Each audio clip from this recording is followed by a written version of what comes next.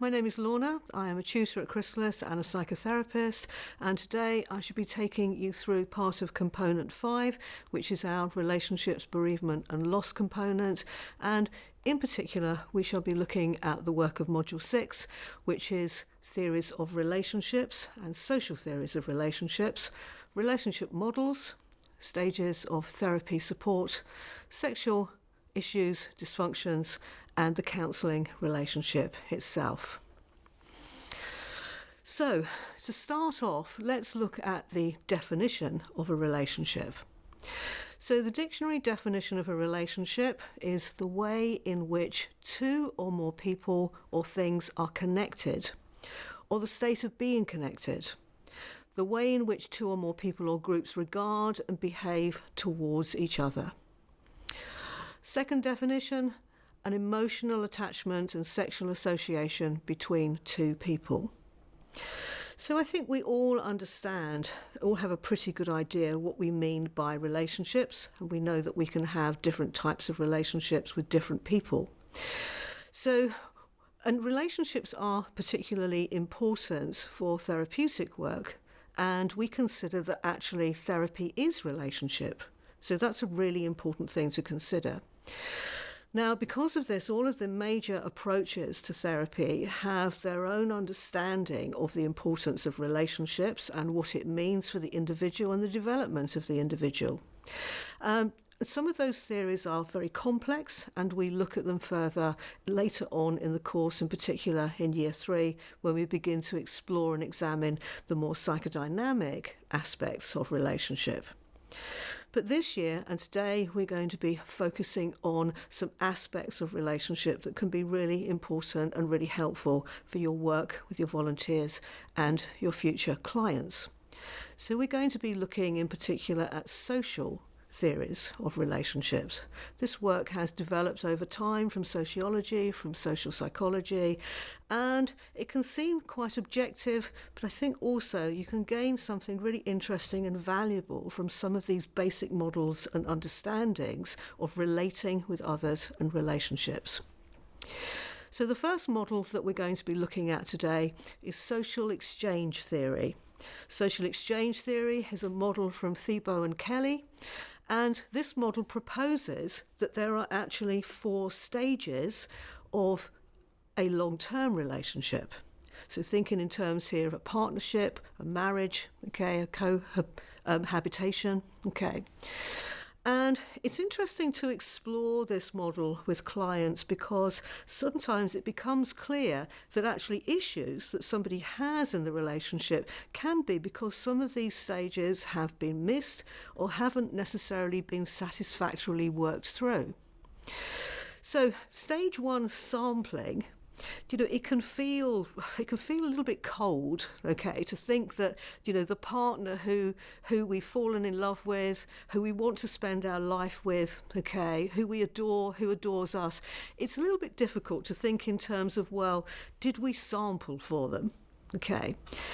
But actually, if we consider, the main stage of development where people start thinking about relationships, longer-term relationships, in particular, perhaps romantic relationships, so what? Early on, mid-teens onwards, late teens, early 20s, So a time actually when many people find that they are engaged in quite wide groups. So, big events. So people are at college, they are at university, they are involved in sporting events, they go out to a lot of events where there's a lot of people meet a lot of people meet a lot of people through people. There is a kind of constant exchange of people coming along and meeting each other. So sampling, so actually having a sample to choose from, and we tend then to find what friendships and romantic relationships, people who we have something in common with, who we are attracted to. There's something about them. So we can be in a room with a couple of hundred people, and we start to find that we are gravitating towards a certain person because maybe they dress like us, they like the same music as us, they like the same food as us, they seem to have the same kind of policies and interests and so on, okay? This sampling takes place. And there is an exploration of costs and rewards. Okay, so this person, what they're talking about suits me. I like it. It meets my needs. Okay, and as I've said, applies often to teenagers as they enter this high period of social activity. So we found somebody that we like. We're spending time with them. We're spending a lot of time with them. Perhaps we're even forming a relationship with them. What does that actually mean? Well, there is a lot of time spent together, talking a lot together, doing things together. And this model here then considers that the next stage is the bargaining stage. And again, this can feel pretty strange and cold way of looking at something. Okay. But it's an important stage for the development of the relationship. And actually, very often it's a stage that I think can be missed by people.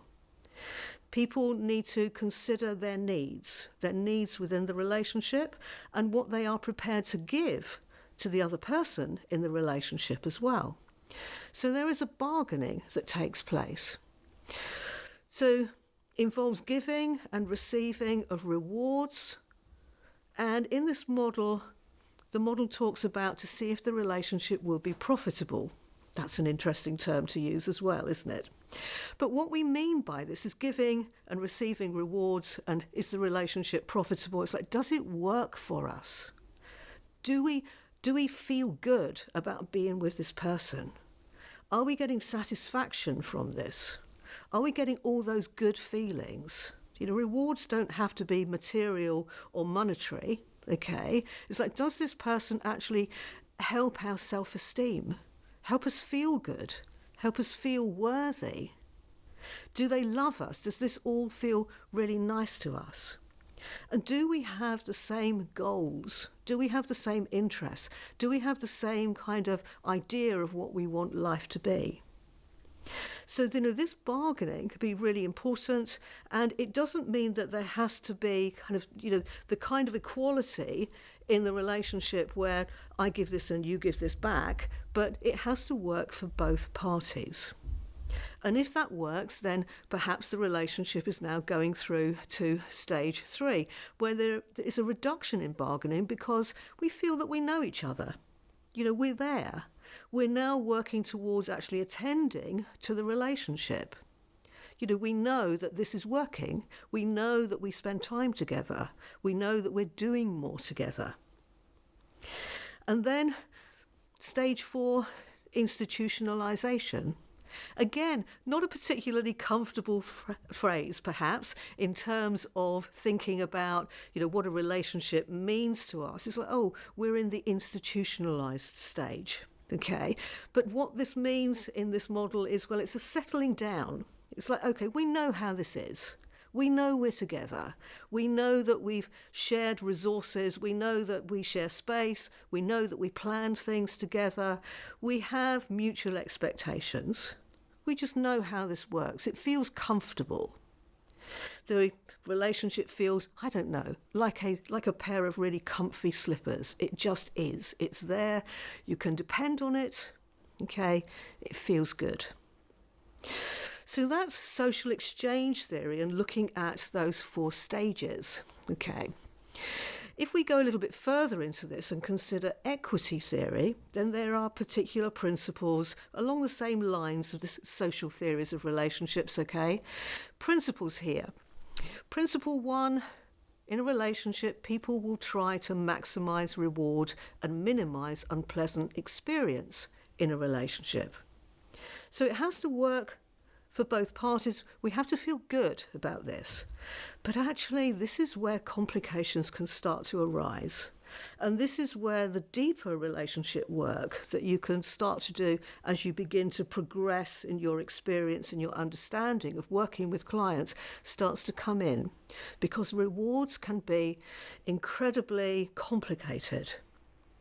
So, for example, it may feel strangely like a reward for somebody who has a belief that they have a low self-worth and that they are unworthy of being loved. It may feel like a reward for them to actually find themselves with a partner who doesn't show affection and doesn't raise their self-esteem. It's actually supporting a belief of theirs, even though it feels very uncomfortable. So rewards can be really complicated, okay, and that's worth bearing in mind. So actually people can find themselves in quite destructive relationships because it's supporting some belief they have about themselves. Rewards can be shared out in different ways, and the people involved can agree on a fair system. So this is not just in terms of you get the shopping and I'll bring in the monthly income. Okay, it's more complicated than that. We fall into roles, and those roles have to feel right for both parties. So it works. Okay, there has to be a fair system where it feels equal. Okay, it feels that people are putting something equal into the relationship. And when a client is coming to therapy saying, well, I'm just doing everything for them and they're doing nothing, and I do all the trying, and I'm trying to work out all the problems, and I'm trying to fix all the difficulties that we have, and they're just kind of there saying, well, whatever, then that doesn't feel like it is a fair system. Somebody's doing too much there. Principle 3, an inequitable relationship produces personal distress. Yes, there we are. That person who's come to therapy feels that they are in distress. And principle 4, when we are in an inequitable relationship, we will try to restore the state of equity.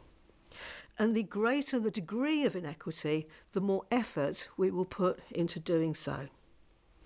And we can think about this perhaps, and this might be a point of reflection for you to consider your past relationships, consider relationships of your friends and people that you know, for example, and to consider this. So sometimes we can look at past relationships that went wrong and think, why did we stay together for so long? Or we can look at relationships that our friends or family members have and think, why are they together? Why don't they just move on? And actually, perhaps there is a reason for that, and that perhaps they are in this process of Principle 4, where they are trying really hard to restore the equity. So I could just make the right decision. If I could just do the right thing, this would all be okay. I'm trying to save this relationship.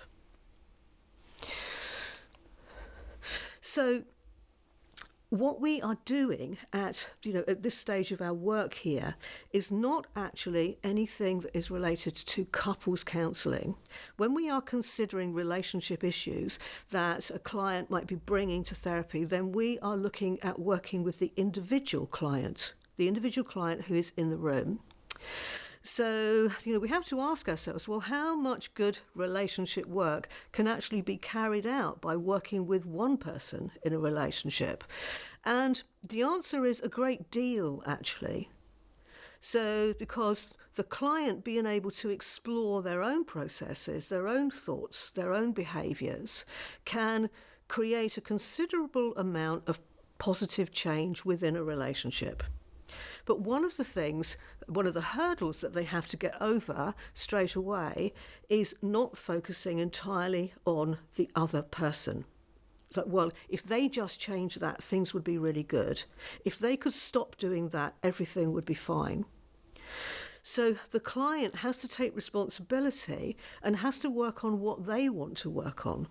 Okay, and it's too easy, especially for a fledgling therapist, to fall into the trap of let's analyse the other person who's not in the room. Okay, you can't work with the person who's not in the room.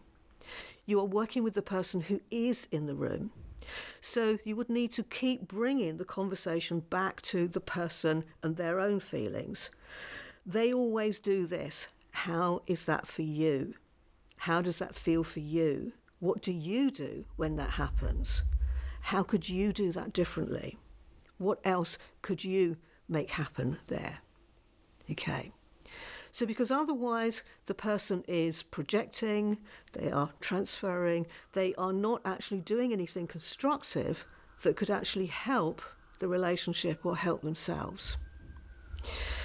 So here's a model, a stage model that we suggest you could actually look at, stages of how you can work with somebody who comes to individual therapy with a relationship issue, and how you can help them. So this is starting off as a kind of case conceptualization, how you can help them to actually consider broader aspects of what's going on and what they are in control of and what they may be able to change. So stage one, let's work out who the relationship is with. So, what relationship are we talking about? Are we talking about a breakdown of a relationship between colleagues at work, or a mother and their child? Or is this a romantic relationship, or what is the relationship? Okay, let's get that clear to start with. So leading on to that, what's the purpose of the relationship for the client? So why has the relationship formed? What is the relationship all about? Okay, and what does the client hope to get from this relationship? So we're back to that equity theory here. Interesting question for the client. What is the purpose of the relationship for the other person? So, that might be something that the client's never considered before, and now you've got something to begin those thought processes. Now, what is the balance of the relationship? Where are the areas of difficulty? So all of this is, open for rich discussion, for deeper thoughts, for reflections on behalf of the client to really consider in some detail what's actually happening within this relationship. Okay, so this is not a list of questions to just go through one after the other with a 30-second gap in between. It might take quite a few sessions to actually get to this point, to get to the point of like, all right, well, what is the balance in the relationship? Where are the areas of difficulty? And so what are we going to be focusing on now? How can I help? What can we do together? Okay, so Stage 6, a really interesting stage, I believe. Is there a pattern in the relationship or the type of relationship? Now, this is bringing things very firmly back to the client here. So if the client is that can then consider other relationships that they have had throughout their life, if indeed they have had other relationships, or even if they consider the relationship that they can recall experiencing with their parents at home and so on. Okay, so is there a pattern that's developing here? Do they always find themselves in the same position? I always seem to choose somebody who takes advantage of me. I always find that they leave me after a couple of months. I always find I get bored of them. I always find that after a few months they start criticising me and I start criticising them. There is a pattern there. A pattern there that actually is the pattern of the client. And then that brings the focus firmly back to them, because now we are looking at the process that the client is using. Okay. They are finding themselves deliberately or unconsciously in similar types of relationships. How does the balance of equity need to change? If there are issues in the relationship, then what does the client consider needs to happen? What needs to change? Is this a communication thing? Is actually then not clear communication happens? So very often we can hear things from clients like, well, they should know how I feel. And it's an interesting thought to have, because why should we know how? Why should somebody else know how we feel? Do we know how somebody else feels? Actually, if we want somebody to know how we feel, then perhaps what we need to do is actually think about telling them. So this balance of equity changing, is that possible? Is it desirable? Can it actually happen?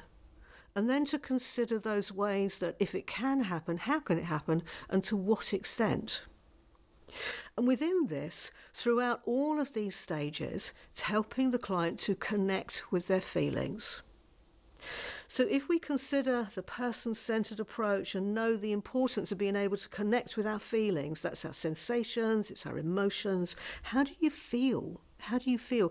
Because connecting with our feelings, if you remember, gives us a huge clue about ourselves, what's important to us, what's valuable to us, what our own values are. Okay, so connecting with our feelings. So if somebody is thinking, well, I know that, logically it's unreasonable that I think this way and so on, it's but yes, but how does it feel for you? Because if it feels uncomfortable, then something isn't working for you. The subjective experience of the individual. And even if other people are telling us, well, that's just unreasonable, you shouldn't expect that. It's like, well, yes, but this is how I feel. Okay.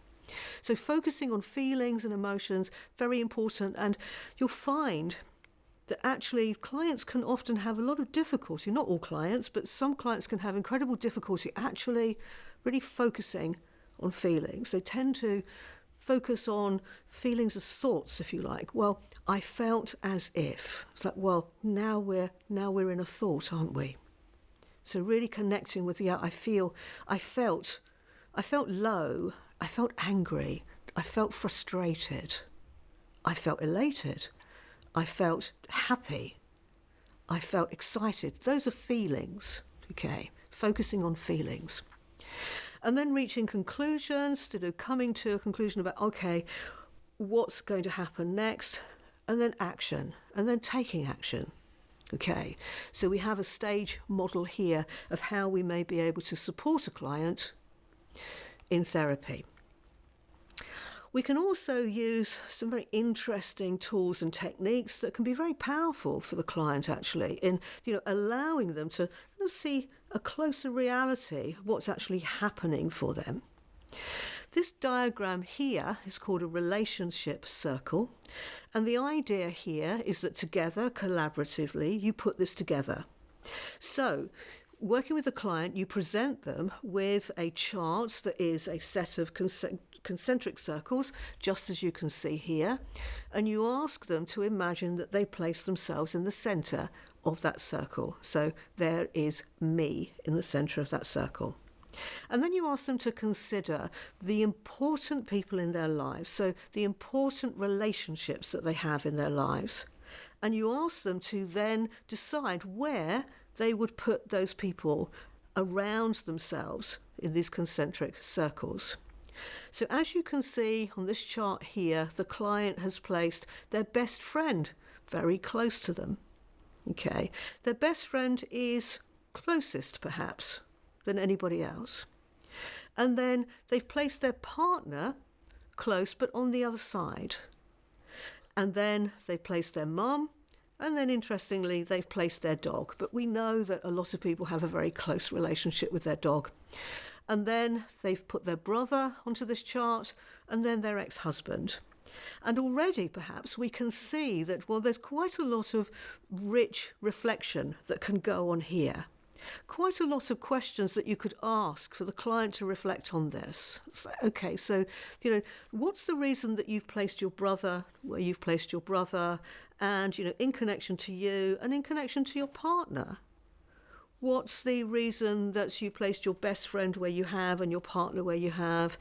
What's the reason why you've placed your ex-husband where you have? Okay, and obviously there can be more people actually that are placed on this diagram too.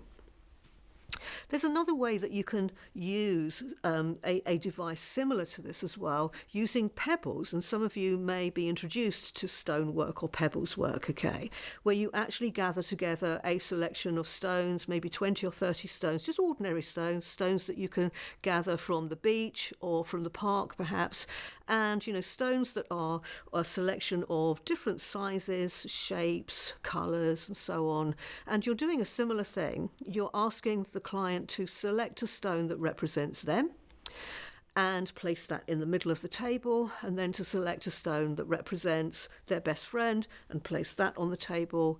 And the same thing, you will get the same kind of layout as you have with this diagram here, but you have the added benefit there of, being able to discuss the stones that people have chosen to represent themselves and their friends and family and important people. So, why has the client chosen the smallest stone of the bunch to represent themselves? Why have they chosen the brightest and most colourful stone to represent themselves? Okay, and you can look at the patterns there. Here's another diagram that you can use, again, asking the client to place themselves in the centre of the diagram. And here is a diagram that you can use for the client to consider, well, how much support do they get from their relationships? And, so the lines on this diagram here represent a scale of 0 to 10. And, you can consider specifically what is meant by support. So that could be a feeling of security, perhaps, or it could be support with a person's sense of self-worth. And then the person can write the names of the important people on that diagram, okay, and then consider one by one how much those people actually support what it is that we're using this diagram for. So if we're using it to consider our sense of self-worth, for example, then, how much does my best friend Vicky support my sense of self-worth? Does she make me feel great? Is that a 10? Or is it a 0? Or is it a 5? Or is it some other number? What about Rick? What about Linda? What about Dad? What about Mum? Okay, so whoever is important for the person, consider that. And then you've got some interesting patterns and some interesting reflections that the client can be talking about with you, thinking about. It's like, okay, so, how is the experience for the client and their relationships? Do they feel really supported in their sense of self-worth? And as I said, you can use different aspects here: self-worth, security, confidence, okay, whatever feels most right and important for the client. Here's this diagram used in a different way. So once again, the client puts themselves at the centre of the diagram, and then this diagram is used for one particular relationship. So let's say, for example, that this is the person's romantic relationship, and there's some issues within the relationship, but they can't quite understand what those issues are. Okay, so again, the lines represent a scale of 0 to 10. So considering the client's relationship, what number would the client give the support in their career that they feel from their current relationship? Does their partner support them in their career, or does their partner not? Or is it kind of halfway in between? What number would we give it? How about how much the partner supports their self-esteem, or their sense of security, or their life goals, or their ideas, or their interests? What's the level of sexual attraction that the client feels towards the partner? What's the level of sexual satisfaction the client feels towards the partner? How much emotional support does the client feel they get from their partner? How much financial support does the client get from their partner? And again, this can be a very clear visual representation of some aspects that the client can reflect on. And the client might clearly see that there are choices here that they have made, or that they need to make or will make, because it may be that the client feels very supported in some areas and unsupported in others. And then that balance of equity in the relationship needs to be considered. So these diagrams can be very useful. Of course, if the client felt that they were particularly up to the challenge, they could also look at this diagram the other way around, put their partner in the centre, and ask themselves, well, how much support do I give my partner in their career, in their self-esteem, and so on. Okay, an important aspect for many people in their romantic relationship is the sexual side of their relationship. And sometimes this appears within therapy and sometimes it doesn't. But I think it's very important for you to feel comfortable if the client does wish to discuss any sexual difficulties that are occurring in the relationship. So just like you are not training here to be a couples counsellor, neither are you training to be a specialised sex therapist. And a lot of sexual issues that can happen for an individual often have a physical cause, or they are a symptom of a medication that somebody has been prescribed. So all of these types of things need to be considered carefully before trying to explore a psychological reason. So sexual dysfunction, can be due to medical conditions, some disabilities, some particular types of medication. It can be due to drug and alcohol use, but it can also be an aspect of stress and anxiety or depression or sexual trauma.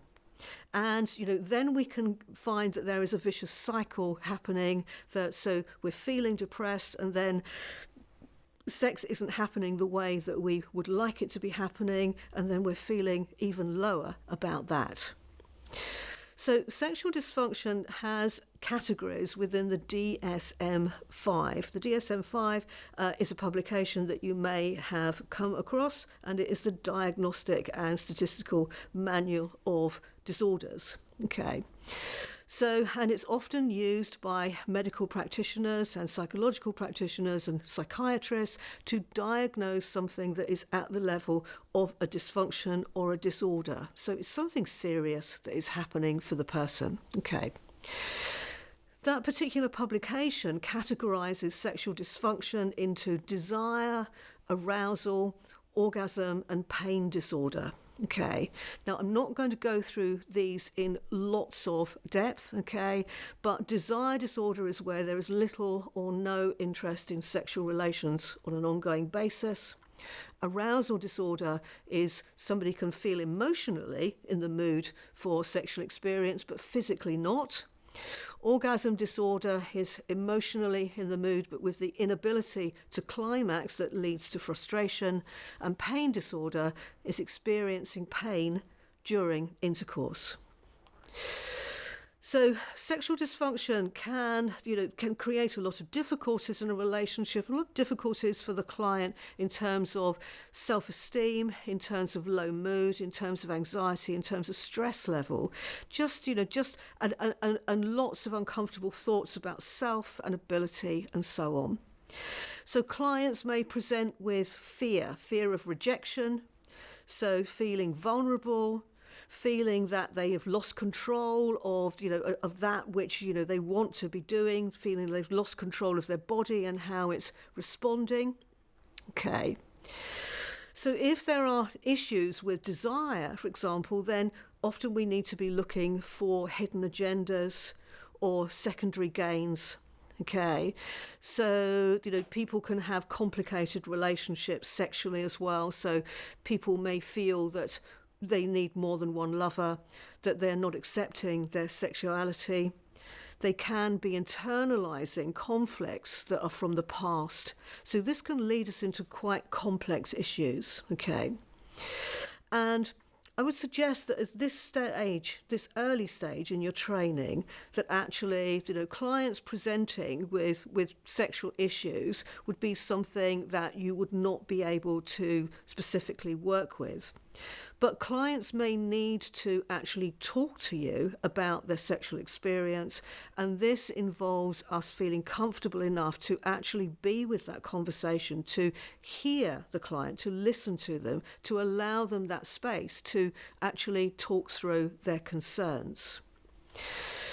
So another aspect of sexual dysfunction may be that the client has experienced trauma, they have experienced previous abuse, and Repressed abuse can actually, create a lot of ongoing issues unless the person feels absolutely ready to start processing that and to start very gently and carefully working through that. And again, that is something that at this stage in your training would not, you would not be at a suitable stage in order to work with that, because it's careful work. Okay. So a little bit about relationships and a little bit about how sex within the relationship actually is something also that can be of great concern to people. But I started today by talking about, that therapy is relationship. And the therapeutic relationship is a very important aspect of the work that we can do with a client. And some of our models that we have looked at and will continue to look at throughout this course are very clear about the importance of the therapeutic relationship. Now, Patricia Clarkson has actually put together a model that actually talks about different types of therapeutic relationship and considers that there is not only one type of therapeutic relationship that is created. So some of these, again, would be part of advanced work, but I just want at this stage for you to recognise this model. So Clarkson's 5 relationship types. Now, we can look at this and think, well, some of these relationship types seem to correspond quite well with different approaches, and that is true. But that was never her intention to do that, and she actually says that it's important to recognise that this is not a stage model. We do not move from one type of relationship to another throughout time that we spend with a client, and neither is one type of relationship better than the others. Okay, it's just that we find that these are the patterns that occur within therapy in terms of the relationship that is formed. So the first of her relationship types is the working alliance. So this is the basics. This is the bare bones. This is the work that Borden put together. Okay, so the working alliance is the part of the relationship that enables us to work together with the client. So even, for example, if the client isn't particularly feeling that they can work with a therapist, it's the bare bones of it. It's like, okay, let's work together. Let's recognise the boundaries. Let's recognise that we want to achieve something together, that we want to define the issue, that we want to perhaps look at the goals, and we want to consider the tasks of how we might achieve those goals. It's the work of therapy. But it's the bare bones, if you like.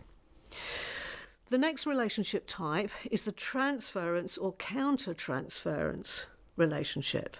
And this is one that corresponds most clearly with psychodynamic work. And if you think back to the module that you have taken, psychodynamic work, then you can recognise these terms. The experience of unconscious processes within the therapy, the experience of unconscious wishes and fears transferred onto or into the therapeutic relationship. Remember that what we mean by transference, in terms of a very simple example, client walks into the room, sits down, immediately thinks that there is something about me that reminds them of their mother, and now starts to interact with me, starts to act towards me as if I am their mother. Okay. Transferring those qualities or otherwise onto me and responding to me in that way. Transference. Okay. And the counter-transference, me responding back as if I am their mother, bringing the outside world into the therapy room. And in psychodynamic practice, the therapist spends a great deal of time reflecting on and reflecting back and processing through supervision any transference that is happening within that therapeutic relationship. The reparative or developmentally needed relationship.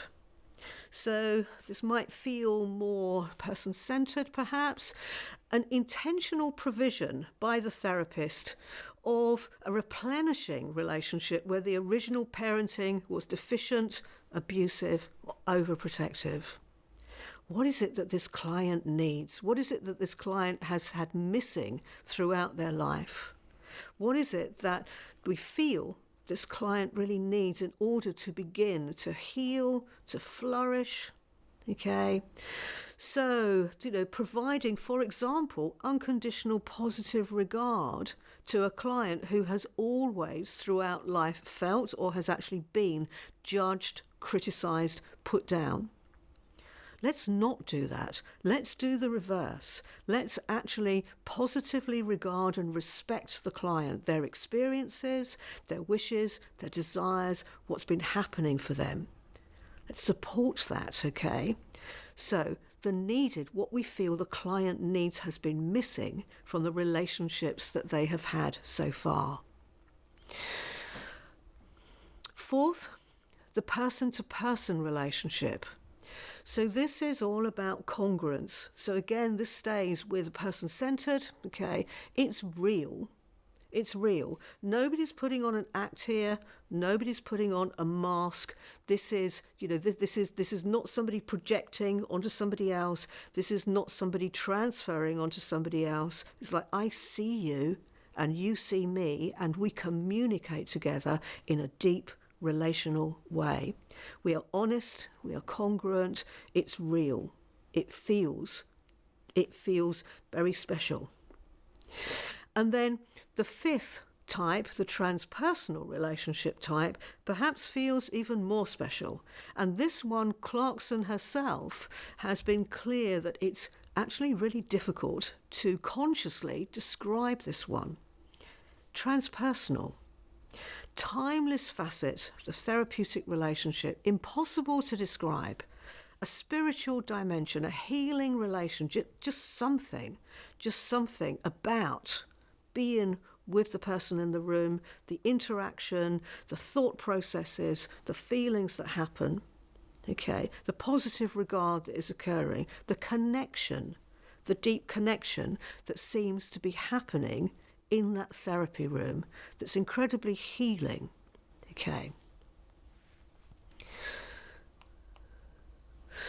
So we've looked at the depth of the therapeutic relationship there from Clarkson's model. And this can be identified in different working practices. And as you move through your training and your career, you will be able to begin to identify the type of relationship that you find that you are forming with your clients as you move through your training. But also important, coming back to those important aspects that actually the therapeutic relationship is a different type of relationship to many other types of relationship. It's a professional relationship. It is not a friendship. It's warm and it's caring and it's supportive, but it is still a professional relationship. And it works because of that. It works because there are boundaries there. So a friendship, we can talk about lots of things together. We can share those discussions with others. We can chat openly about different issues. We can both talk about different things. Perhaps we're always available to talk with a friend. We might find often that we're giving advice to each other. So talk about, what we do in a certain situation. Or the friend might give us advice and we might talk that through. They might tell us what they would do in a certain situation. That's actually all quite different to the types of skills that we use within the counselling relationship. It's not about advice giving. It's not about saying what happened to us. It's not about saying what happened to us and this will work for you. It's boundaried. We can talk about lots of things. As the therapist, you share those discussions with no one except the client and your supervisor. You hold that confidentiality. You're very careful regarding self-disclosure. The client talks about what they want you to know. There are boundaries there. You have clear boundaries regarding times, dates, where sessions will be held. No or very little contact generally between those sessions. And you don't give advice or tell your client what you would do, and you don't talk about your issues. So there are some really key differences there to remember in what we mean when we're talking about the therapeutic relationship. It can feel very warm, it can feel very caring, it can feel very supportive, it can feel very deep, it can feel very connected, but it is still a professional boundaried relationship. So that's a brief overview of the models of relationships that we're looking at in this year of the course. Thank you very much for listening, and I hope to see you again soon.